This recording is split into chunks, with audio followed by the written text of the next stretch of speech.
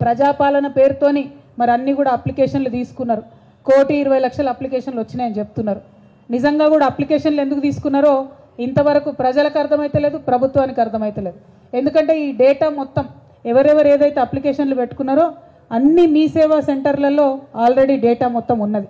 Ration card application అయినా, వితంతు pension application అయినా ఏదైనా ఆల్రెడీ డేటా ఉన్నది. ఇక కొత్త స్కీములు కావాలనుకునే వాళ్ళు పెట్టుకునే అప్లికేషన్లు తప్ప మళ్ళీ పెట్టిన వాళ్ళతోనే పెట్టి తీసుకొని ప్రజల లైన్లో నిలబెట్టిండ్రు.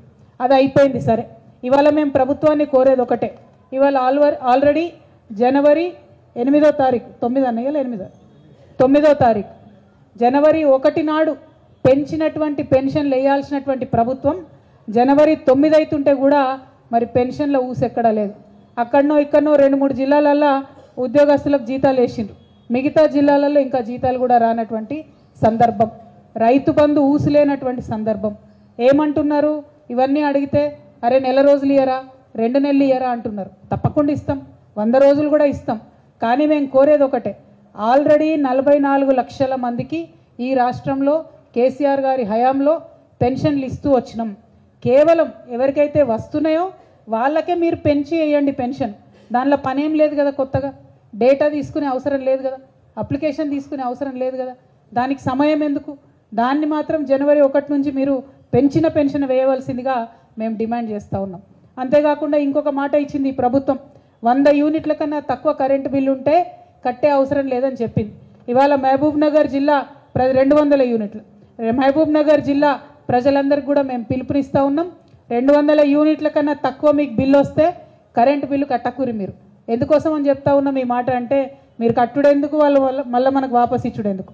కట్టకుంటే మంచిగా ఉంటుంది, ప్రభుత్వానికి కూడా ఈజీగా ఉంటుంది. కాబట్టి కట్టకుండా ఉండండి అని కూడా మీ అందరికీ నేను మనవి చేస్తూ ఉన్నాను.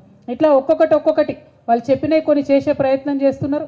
అందులో ఏమన్నా లోటుపాట్లు ఉంటే తప్పకుండా ప్రభుత్వానికి సూచన చేస్తాం, సమయం ఇస్తాం. 100 రోజుల తర్వాత బీఆర్ఎస్ పార్టీ కార్యకర్తల నాయకులందరూ సిద్ధంగా ఉండాలి. మళ్ళీ మనం ఉద్యమం చేపట్టాల్సి ఉంటుంది.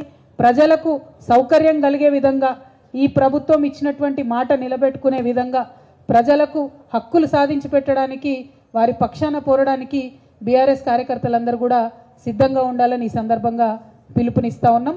అట్లానే త్వరలోనే పార్లమెంట్ ఎన్నికలు రాబోతూ ఉన్నాయి. మరి పార్లమెంటులో ఏనాడైనా అది 2009 కావచ్చు, 2004 కావచ్చు, అప్పటి నుండి టీఆర్ఎస్ పార్టీ పుట్టినప్పటి నుండి ఇప్పటి వరకు పార్లమెంట్లో తెలంగాణ అనేటటువంటి మాట మాట్లాడేది కేవలం ఈ బీఆర్ఎస్ పార్టీ మాత్రమే. పార్లమెంట్ ఎన్నికలలో దయచేసి ఉమ్మడి మహబూబ్ నగర్ జిల్లా ప్రజలు ఆలోచించి బీఆర్ఎస్ పార్టీని పెద్ద మెజార్టీతో గెలిపించవలసిందిగా కోరుతా ఉన్నాను. ఎందుకంటే కాంగ్రెస్ పార్లమెంట్లో ఉన్నా ఎన్నడూ వాళ్ళు తెలంగాణ గురించి మాట్లాడలే, బీజేపీ పార్లమెంట్లో ఉన్నా ఎన్నడూ వాళ్ళు తెలంగాణ గురించి మాట్లాడలే. కేవలం మాట్లాడేటటువంటి పార్టీ, తెలంగాణ హక్కుల కోసం కొట్లాడేటటువంటి పార్టీ గిదే గులాబీ జెండా, గిదే బీఆర్ఎస్ పార్టీ. కాబట్టి రానున్న పార్లమెంట్ ఎన్నికలలో బీఆర్ఎస్ పార్టీ అభ్యర్థులను పార్లమెంటుకు పంపించవలసిందిగా ఉమ్మడి మహబూబ్ నగర్ జిల్లా ప్రజలను మనస్ఫూర్తిగా కోరుతూ, మరి మహబూబ్ నగర్ జిల్లాకు వరప్రదాయిని ప్రాణప్రదమైనటువంటి పాలమూరు రంగారెడ్డి ప్రాజెక్టుకి నేషనల్ స్టేటస్ కోసం ప్రయత్నం చేయవలసిందిగా ఈ ప్రభుత్వాన్ని డిమాండ్ చేస్తూ ఉన్నాం. మీరు ఈ టెండర్లు రద్దు చేసి మళ్ళీ టెండర్లు పిలిచే ప్రక్రియలో ఇంకా 2-3 సీజన్లు రైతులకు నీళ్లు రాకుండా నష్టపోతారు. కాబట్టి ఆ ప్రక్రియను కట్టిపెట్టి తక్షణమే కేంద్ర ప్రభుత్వం మీద ఒత్తిడి తీసుకొచ్చి మిగతా పర్మిషన్లు తెచ్చి ప్రాజెక్టు పూర్తి చేయవలసిందిగా ఈ ప్రభుత్వాన్ని డిమాండ్ చేస్తూ ఉన్నాం. అవసరమైనటువంటి సూచనలు మా అన్న చాలా గొప్పగా చెప్పినారు శ్రీనివాస్ గౌడ్ అన్న గారు. మీరు ఎక్కడనో మా ఎంపీటీసీలను తీసుకుపోవడం ఎందుకు, మా కౌన్సిలర్లను గుంజుకపోవడం ఎందుకు, ఇవన్నీ చేసుడు ఎందుకు? మీకు ఏం చేయాలనుకున్నా సపోర్ట్ చేస్తాం మేము. ఎందుకంటే ఇవాళ ప్రతి స్థానిక సంస్థల్లో నిండుగా దాదాపు 80-80% ఉన్నది కూడా బీఆర్ఎస్ ప్రజాప్రతినిధులే. కాబట్టి అభివృద్ధిలో ఎక్కడా కూడా మేము ఆటంకపరచం. మీరు ఇచ్చినటువంటి హామీలు నిలబెట్టుకోవడంలో మాత్రం తప్పకుండా మీకు సూచనలు చేస్తాం, అవసరమైన సందర్భంలో నిలదీస్తాం. జరుగుతున్నటువంటి పనులు ఆపకుండా కొనసాగించి ప్రజల పక్షాన ప్రభుత్వం ఉండాలని చెప్పి మీ అందరినీ ప్రభుత్వాన్ని ఈ సందర్భంగా డిమాండ్ చేస్తూ మళ్ళీ ఒకసారి మహబూబ్ నగర్ జిల్లా ప్రజలకు మనస్ఫూర్తిగా ధన్యవాదాలు. ఎప్పుడు మహబూబ్ నగర్ వచ్చినా మంచిగా పాత కార్యకర్తలందరినీ కలిసి సంతోషం అనిపిస్తుంది. మళ్ళీ ఒకసారి మీ అందరినీ కలిసినందుకు చాలా హ్యాపీ. ఈసారి పార్లమెంట్ సీటు గెలిచిన తర్వాత జైత్రయాత్రకు మళ్ళీ పాలమూరు రావాలని మనస్ఫూర్తిగా కోరుకుంటూ మీ అందరి దగ్గర కూడా సెలవు తీసుకుంటా ఉన్నాను. Thank you.